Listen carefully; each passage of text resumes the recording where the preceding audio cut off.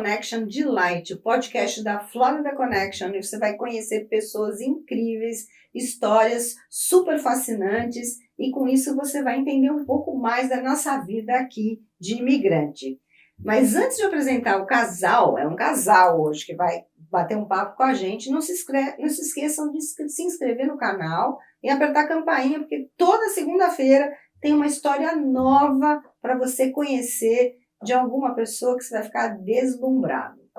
E vamos lá, gente. Hoje eu estou aqui com um casal que, mais do que profissionais, imigrantes, e tem uma história linda para contar, são meus amigos pessoais de mais de 20 anos nos Estados Unidos.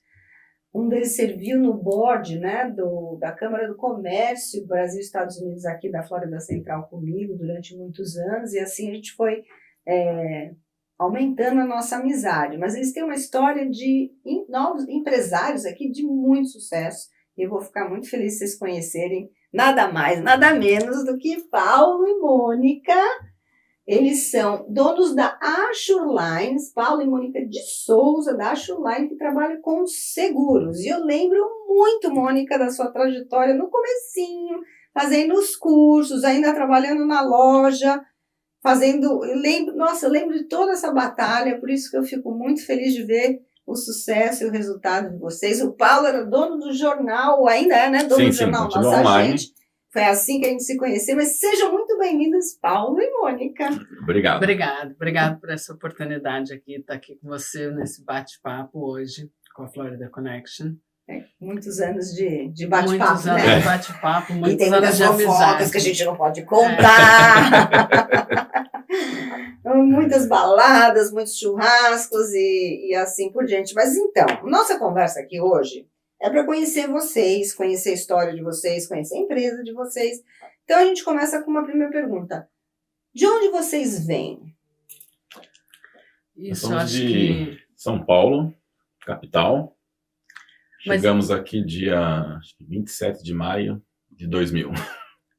Acho que é uma data que quando você chega nos Estados Unidos ninguém esquece. Um ano depois de mim, exatamente um ano. Eu cheguei dia 1º de junho de 1999. E vocês já vieram casados e tudo? Casados. Já vieram casados, 2 crianças. Meu filho. Minha filha tinha 3 anos, meu filho tinha 1 ano e meio. Eles eram pequenininhos. Eram bem pequenininhos. Mas eu acho que uma coisa que é legal, isso que a gente está conversando, é que todo mundo, no Brasil, a gente tem a nossa experiência de vida, você tem o seu começo. Então, por exemplo, no caso, nós 2 éramos publicitários. Nossa. No caso, nós 2 trabalhávamos junto em uma área totalmente diferente. E aqui nos Estados Unidos, uma das coisas que é interessante, que muitas vezes, eu acho que isso também deve ter aconteceu com você, e com a grande maioria das pessoas, todo mundo vai encontrar uma nova profissão aqui, todo mundo vai mudar. Então, a sua vida que você era no Brasil, ela dá uma certa ruptura e aqui existe um novo recomeço. Então, como você mesmo mencionou, eu fui trabalhar na loja, trabalhei para Ralph Lauren 7 anos. De vendedora de loja, né? De vendedora de loja. Nossa, eu fiz esse trabalho. Trabalhei na Limited. Lembra aquela loja no Florida Mall? Gente, é um trabalho muito pesado. Hoje eu tenho um respeito com vendedora de loja. Nossa, a Tatiana, minha filha também, ela fala, mãe, vamos arrumar o cabide, botar de volta. Hoje eu tenho um respeito. Se a roupa está quase caindo, eu já pego a roupa e deixo certinho no cabide, entendeu? Porque depois que você passa pelas experiências, os Estados Unidos, ele vai dando uma outra visão pra gente. Eu acho que a gente vai melhorando muito nesse aspecto, porque você passa a ter vivências diferentes. E hoje eu gosto menos de fazer compra do que eu gostava antes, porque você já sabe, a loja vai estar cheia, vai estar lotada, eu já penso assim, eu vou comprar online que é mais fácil. Eu faço isso direto. Eu compro direto online. Mas quando eu estou na loja, eu vou na loja cedo, antes da loja estar toda desarrumada, e eu tomo um cuidado com a pilha, assim, desgraçado, isso, aquilo. Então, eu acho que esse processo de imigração... E por que vocês quiseram mudar para cá? Bom, Você explica? Nós mudamos no ano 2000. No ano 2000, o Brasil era muito mais violento do que a gente lembra, assim. Todo mundo fala, hoje é violento. Na verdade, nós tivemos ameaça de sequestro das crianças. Então, e a gente tinha 2 crianças pequenas e a gente já estava vindo para cá para passar o final do ano, de viagem só. Mas daí, como a gente teve um pouco antes disso, lá em São Paulo. Só que porque bem antigamente tinha muito mais, na época de 2000, foi uma época que tinha muito negócio de sequestro em São Paulo. Relâmpago também, né? Tinha sequestro relâmpago, eles estavam assaltando muitos prédios em São Paulo também. Estavam assaltando muitos prédios. Então a gente morava no Morumbi, nosso prédio do lado tinha sido roubado quase todos os apartamentos numa noite. Do outro lado também. Então, o porteiro. Daí a gente pensava, bom, o próximo vai ser o nosso. Aí a gente teve uma época bem difícil, assim, que tinha que andar com segurança, com isso, com aquilo. Então foi uma época, assim, bem... um pouco antes da gente vir. Nós passamos uns 6 meses nessa situação, daí a gente estava vindo para cá no final do ano. Aí você está tão saturada, porque também, hoje em dia, é diferente as coisas, mas você procurar de onde está vindo essas coisas, você procurar uma agulha no palheiro. Antigamente, nem existia... Ubina. Coisa, a gente tinha que pegar a Ubina, você tinha que ter BO, boletim de ocorrência para conseguir um Ubina. Ixi, era super complicada a situação. Aí a gente estava vindo passar férias para cá, já pegamos e resolvemos vir, de repente, consultar um advogado, e daí, quando as coisas têm que acontecer, as coisas vão acontecendo assim, vai dando tudo certo, e tudo vai se encaixando. De repente, da viagem que eu vim aqui de turismo, nós tivemos uma proposta de uma empresa para aderir. Eu voltei em janeiro, em fevereiro eu já voltei aqui para fechar o negócio.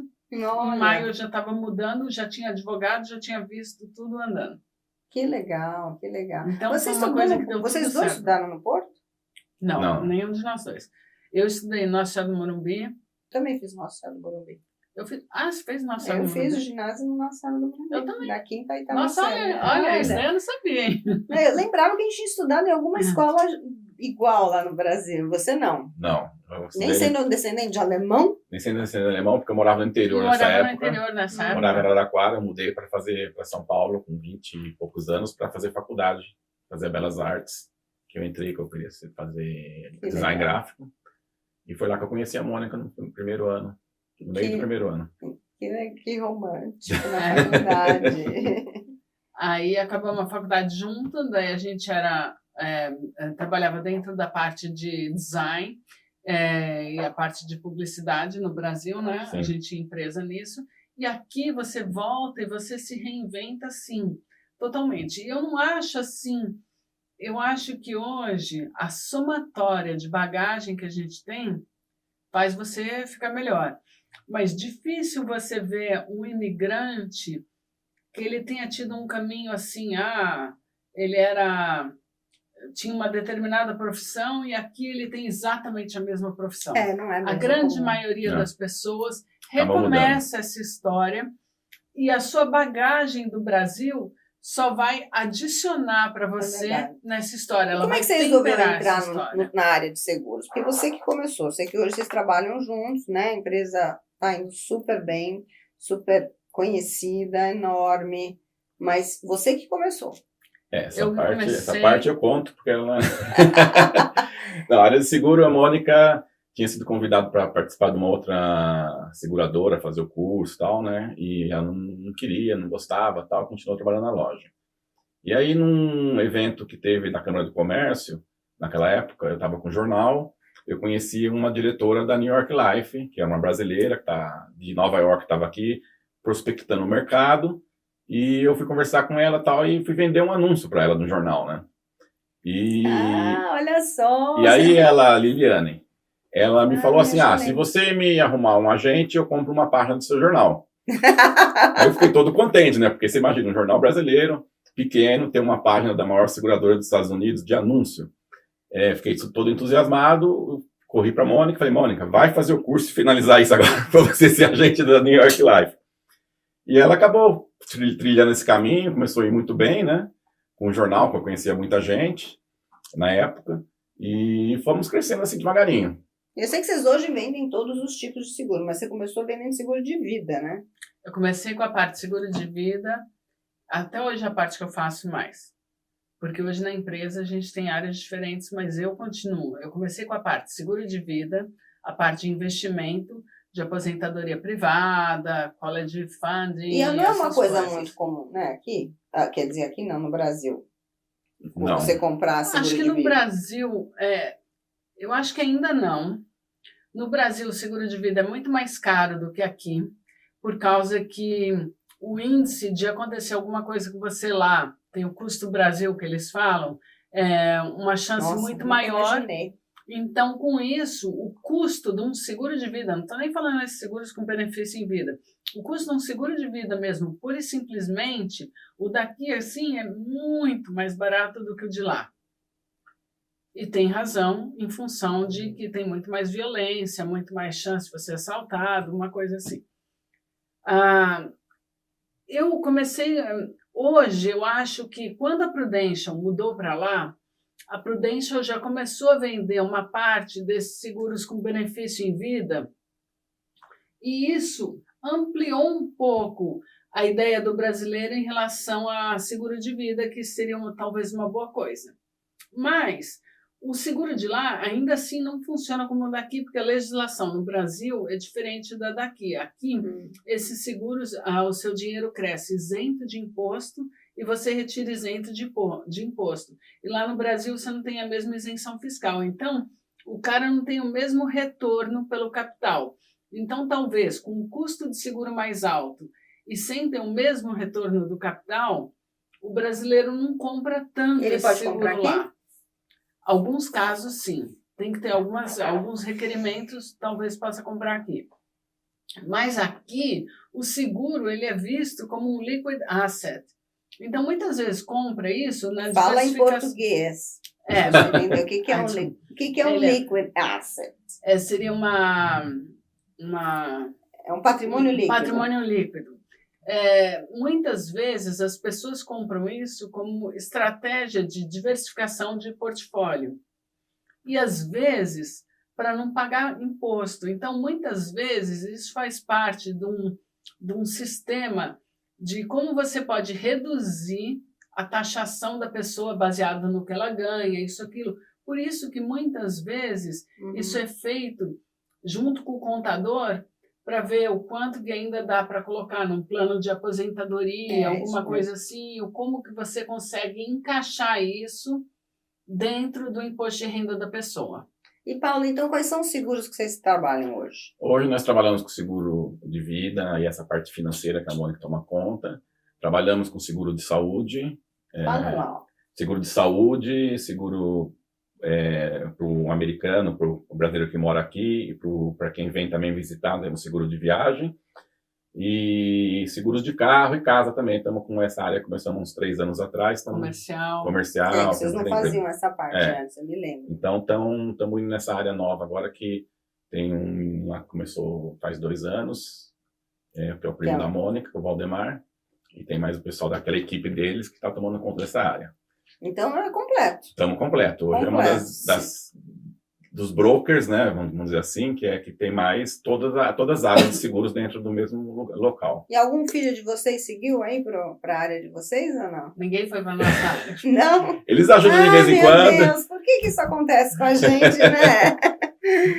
Eles ajudam de vez em quando. O Felipe, quando agora ele tinha acabado de se formar, tinha um tempo a mais. Então se formou em quê, Paulo? Conta aí, como é que os nossos filhos de imigrantes estão indo? A Giovana hoje é advogada, formada, está trabalhando na procuradoria.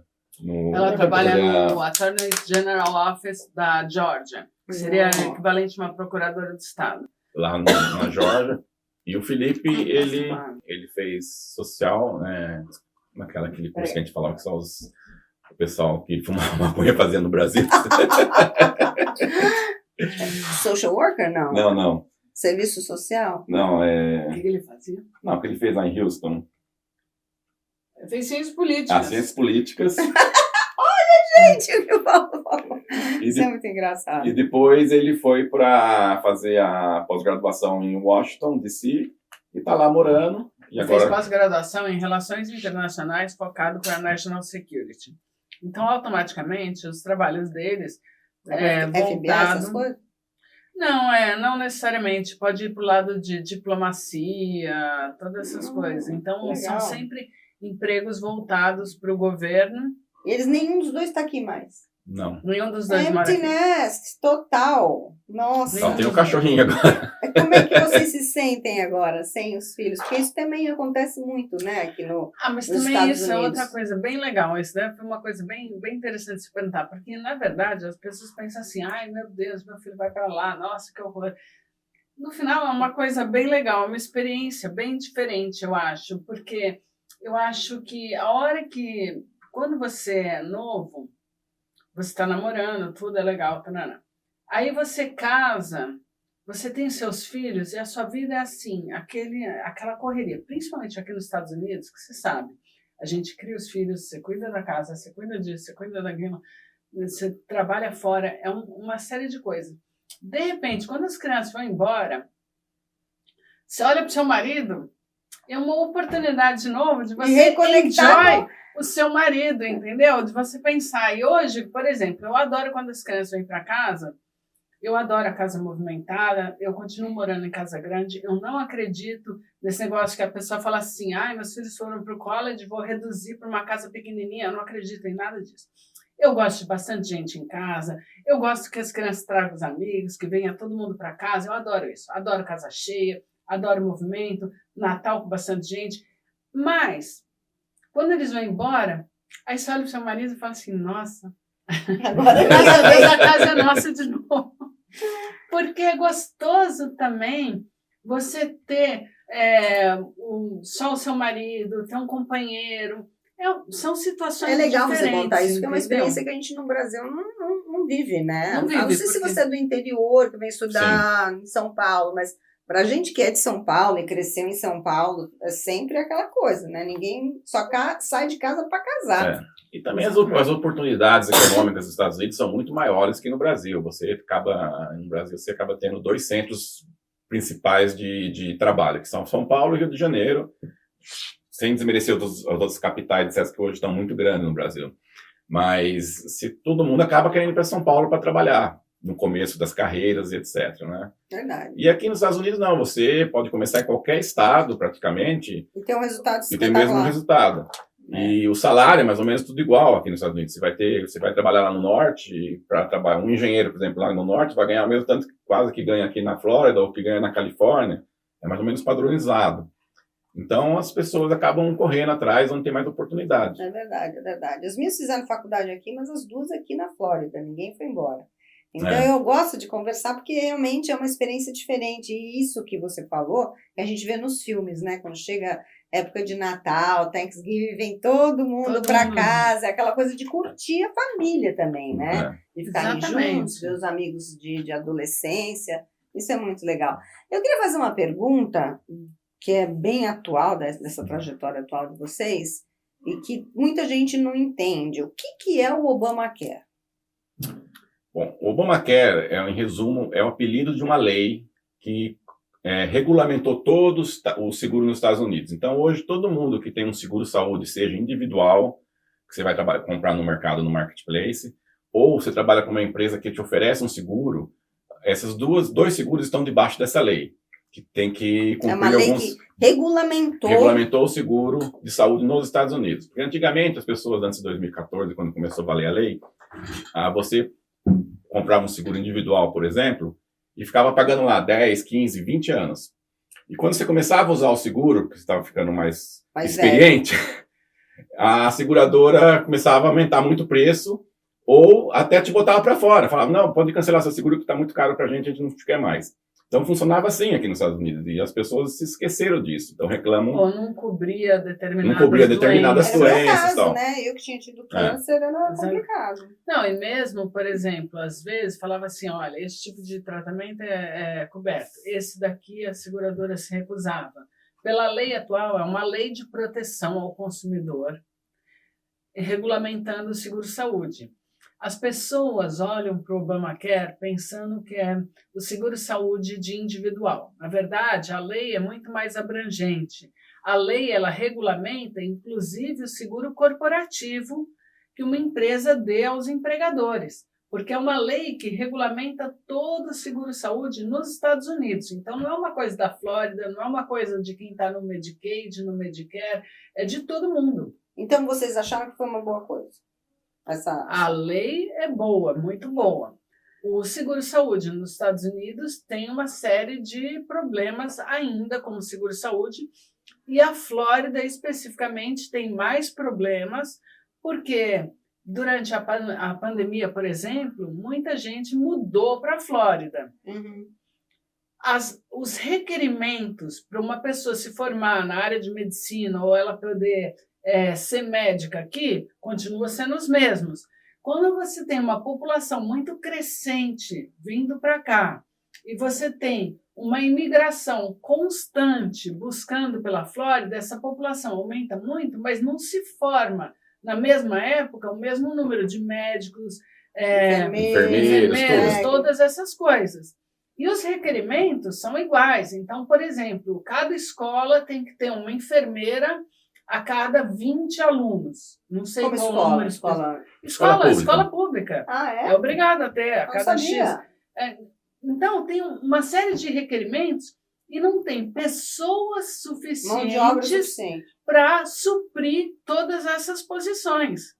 E ninguém muda a legislação porque eles acreditam que o daycare precisa ter X pessoas, alguém da área de saúde. A escola, assim por diante.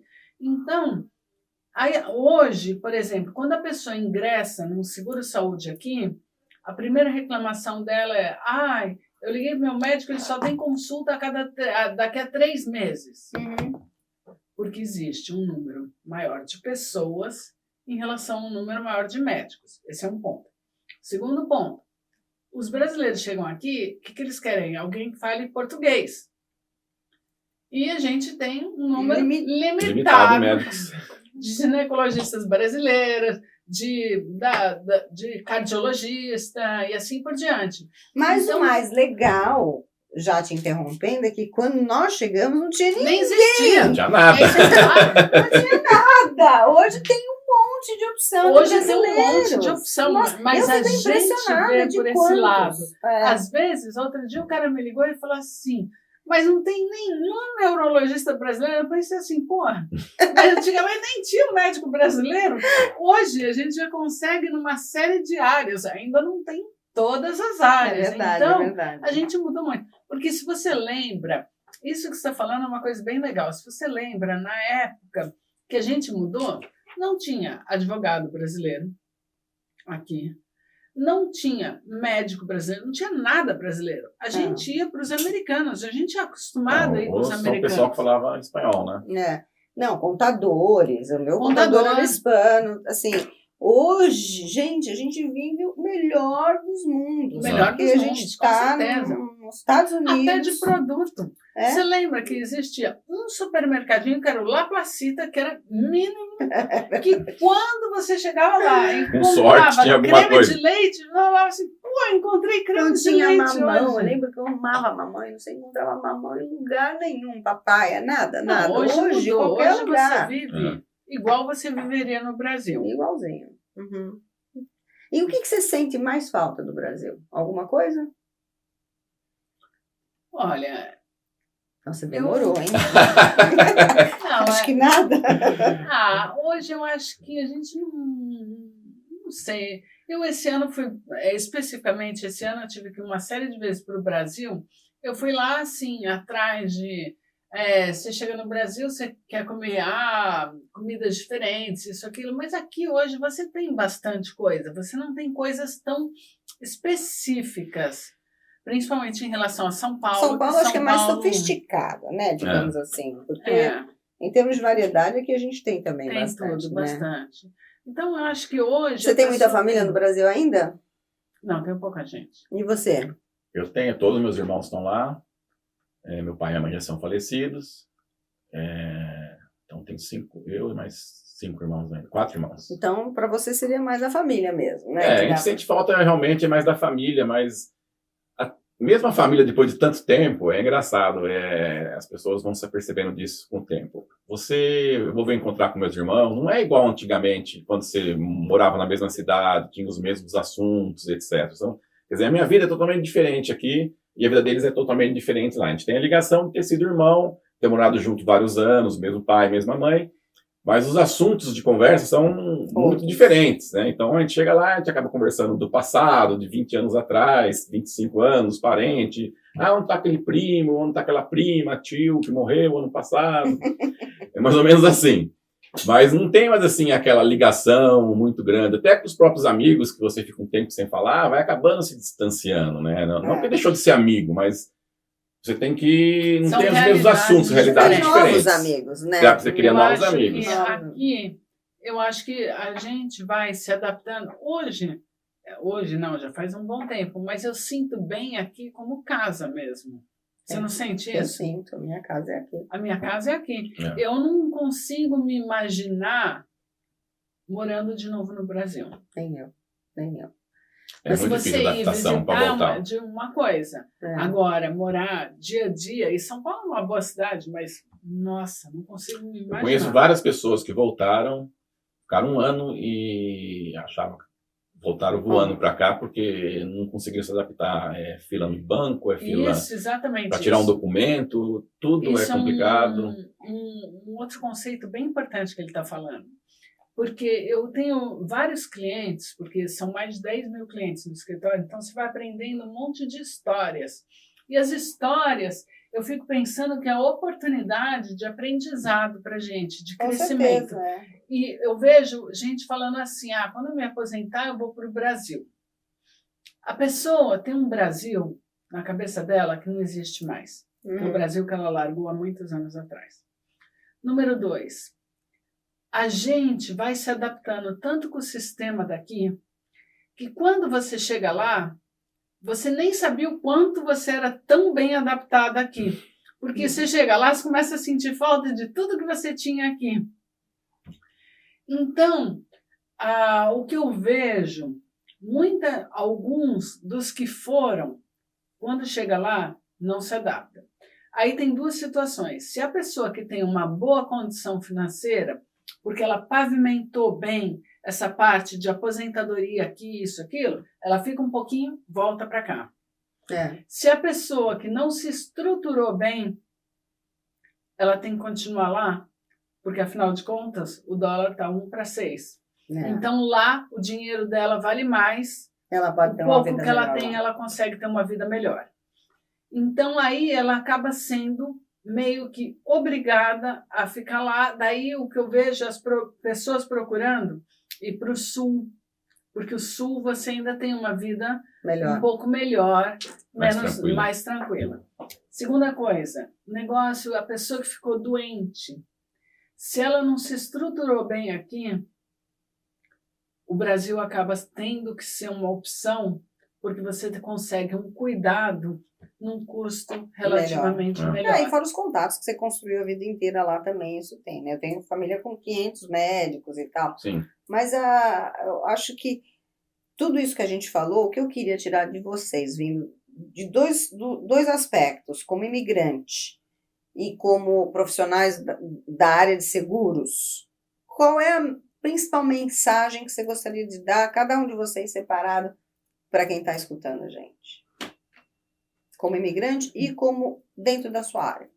Bom, dentro da minha área, eu diria que o mais importante é a pessoa se preparar bem financeiramente, no aspecto de que as pessoas estão vivendo cada vez mais. E hoje o risco de eles falam que é o risco de você viver muito, é um dos riscos americanos que eles colocam, que é a pessoa se preparar bem o suficiente para ela não sobreviver ao dinheiro dela. Então, esteja você no Brasil, esteja você nos Estados Unidos, eu iria falar para você guardar um tanto para sua poupança, porque isso mais para frente vai ser uma coisa que você vai necessitar. Se for nos Estados Unidos, você tem a vantagem do seu dinheiro, algumas aplicações onde seu dinheiro pode crescer isento de imposto e você retira isento de imposto. Então, isso seria uma grande vantagem. Eu daria um conselho assim das pessoas não desistirem. Somente quem está chegando, fazendo um processo agora, eu vejo muita gente, tem muitos clientes no escritório fazendo um processo de green card, etc., que está demorando. Não desistir dos sonhos e persistir, mesmo que seja negado uma vez, aplicar de novo, talvez com trocar de advogado, sempre procurar, não desistir, porque eu tenho clientes que fizeram 3, 4 processos e no final receberam o green card. Então, isso é uma parte muito importante. Isso é muito legal você falar, porque eu vejo que desde que a gente chegou aqui, né, isso vale para vocês escutarem, desde que a gente chegou aqui, a gente teve várias ondas de imigrantes, né? E com vistos em evidências diferentes. Quando vocês chegaram no L1, né, que tinha todo mundo fazer L1, depois H1B, depois virou EB1, gente, é assim. Então você tem que persistir, porque uma hora vai dar, não pode desistir. Mas lembro que vocês dois falam muito de fazer as coisas corretas, né? Não usar o Obamacare se você tem, né, aquele negócio de que dentro dessa legislação eu sei que você tem uma proteção de isenção muito alta para quem não ganha bem. Aí, às vezes a pessoa... Tax credit, que seria. Às vezes a pessoa está no Brasil e esconde a verdade para poder ter esses benefícios. Isso uma hora também dá errado, né, Paulo? Isso dá errado, vai aparecer mais para frente. Os chineses têm um problema, a comunidade chinesa muito grande com esse de não falar sobre o patrimônio que tem. É engraçado, porque eles mudam para cá e escondem o patrimônio que tem na China e um dia os filhos vão pagar essa conta no imposto de renda que vai aparecer. Hoje em dia, com questão de comunicação dos impostos de renda de todos os países, está tudo ligado à globalização. É muito difícil esconder as coisas como se fazia antigamente. Eu sempre aconselho as pessoas terem aqui, quando chegam, aprender inglês, ter um advogado e um bom contador. São 3 coisas fundamentais para quem está aqui chegando, porque um advogado, você vai fazer até para comprar sua casa, se tiver um advogado, você sabe, se é realtor, se ele puder ver o seu contrato, etc., talvez vai te livrar de algumas coisas, porque nem todos estão fazendo tudo certinho para você, muitas vezes estão... A gente faz tudo certinho. Com certeza, tenho certeza absoluta.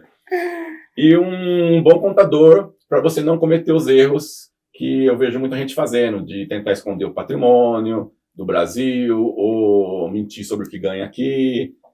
Eu sempre falo que o Al Capone foi preso porque sonegou imposto de renda, não porque ele mandou matar um monte de gente. Isso foi em 1900 e tanto. É verdade. Então, aqui nos Estados Unidos, o imposto de renda é muito sério, é muito complicado, então você tem que ter um bom contador sempre do seu lado para te ajudar. É isso aí. Bom, a gente já sabe tudo de vocês. Para onde vocês vão, hein? Qual é a última pergunta que eu... Essa é a última pergunta que eu queria fazer. Para onde vocês vão? A Shoreline vai virar nacional? Vocês... Já vi que voltar para o Brasil vocês não vão? A ideia é crescer a empresa. Hoje eu trabalho com um programa de mentorship dentro da empresa. Então, eu ajudo a mentor outros agentes. Hoje, nós já estamos com a licença em 9 estados. Uau, então, a gente fantástico. tenta, ainda está vendo para... E já atende algumas pessoas em outros estados, não em todas as linhas, mas em algumas linhas a gente já atende nesses novos estados. E a ideia é, dentro da Flórida mesmo, abrir bases diferentes. Em outras cidades. Em outras cidades. Maravilha. Estão crescendo. Desejo um sucesso gigante para vocês. Obrigada. E essa história é uma história muito bonita de sucesso. A Shoreline tem quantos anos? Hoje nós estamos, já vai fazer 14 anos que eu mexo com isso. Não, mas a empresa em si, a Shoreline... A empresa tem 7, 8 anos. Foi um crescimento, assim, fantástico. Meus parabéns. É isso aí, gente. Vocês viram que quanta história bacana de imigrantes que deram muito certo. Tem os seus desafios, tem as suas histórias para contar, mas vale muito a pena. Então, gente, se inscreva no canal, aperta a campainha e toda semana é uma história muito legal. Eu adorei. Muito obrigada. Obrigado pela oportunidade.